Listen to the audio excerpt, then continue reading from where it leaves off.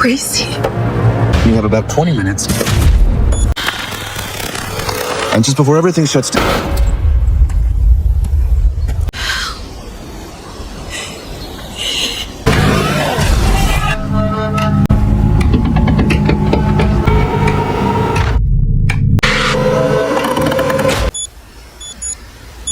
Critics called Don't Move flawless, but missed the clue that ruins everything. Hit play before Hollywood deletes this video. The film begins with a girl named Iris lying in bed, tormented by an unbearable pain.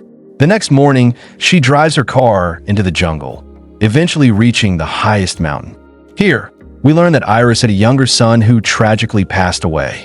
Overcome with grief, she blames herself for his death and wishes to end her own life.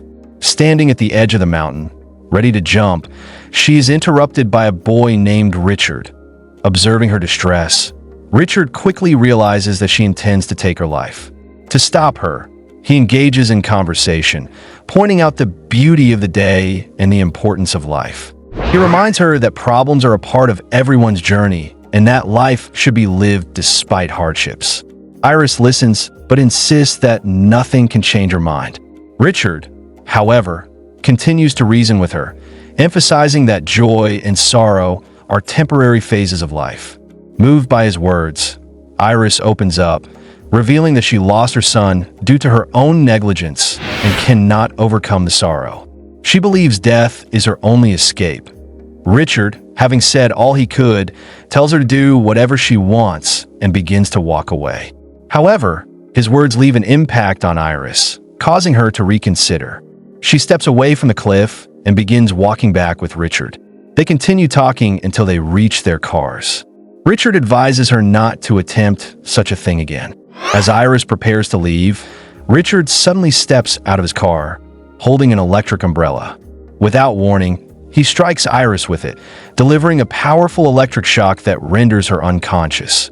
Richard then ties Iris up and places her in his car, revealing his true nature.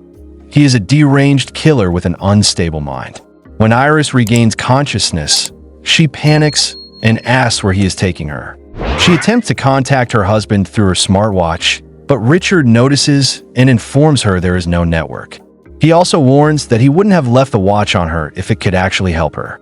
Checking her pocket, Iris finds a small knife and secretly begins cutting the ropes binding her hands while keeping Richard distracted with conversation. As soon as she frees herself, she attacks Richard, causing him to lose control of the car. The vehicle crashes into a tree, leaving both of them slightly injured. Seizing the moment, Iris strikes Richard again and frees her legs. However, before she can escape, Richard blocks her path and stabs her. He smugly declares that he anticipated such a move and had prepared accordingly. He injects her with a substance that will gradually paralyze her entire body within 20 minutes. He taunts her, saying she can try to escape, but it will be futile as each step will only speed up the paralysis. Realizing her dire situation, Iris throws away the knife and runs into the jungle. But as she pushes her body to its limits, the effects of the injection intensify. Her limbs begin to stiffen, making movement increasingly difficult. Despite the paralysis setting in, she continues struggling forward. Eventually, her legs give out completely, forcing her to crawl. She hides in a secluded spot, but insects crawling over her face make her scream, revealing her location to Richard. Before he can reach her, she drags herself into a nearby river and lets the water carry her away. Richard yells that she is making a mistake, reminding her that she doesn't even know how to swim. Nonetheless, Iris fights her way through the water and, after a grueling effort, manages to reach the riverbank.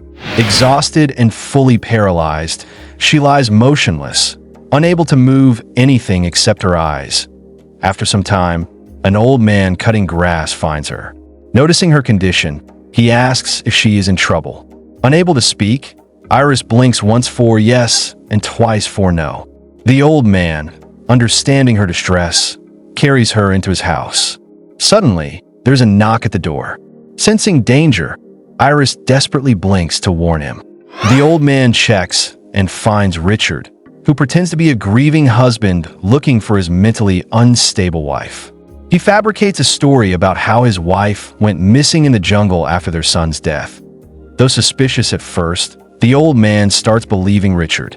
However, when Richard's phone rings, despite his earlier claim that he lost it, the old man realizes something is wrong. He decides to call the police, but before he can, Richard attacks him. Though the old man is strong and fights back, Richard manages to stab him. With one final blow to the stomach, the old man dies. Richard then douses the house in petrol and sets it ablaze, ensuring no evidence remains. Spotting movement inside the burning house, Richard rushes in and finds Iris. He carries her to his truck and drives away. Meanwhile, Iris, still unable to move, realizes she must act fast to escape. Just then, Richard receives a call from his daughter, revealing that he has a family.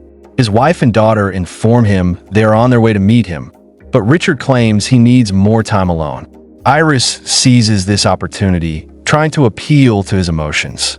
She promises to stay silent if he lets her go, urging him to reunite with his family. However, Richard remains unmoved and takes her to a remote lake, calling it their last stop. Desperate, Iris grabs the injection meant to paralyze her and tries to stab Richard. However, she's too weak, and he easily avoids it.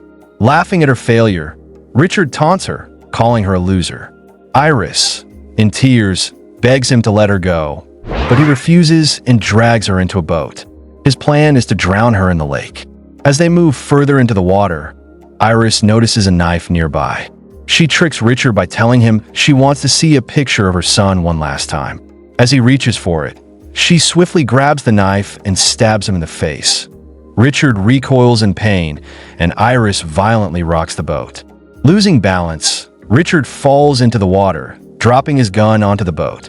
As he attempts to climb back, Iris grabs the gun and shoots him multiple times, wounding him severely.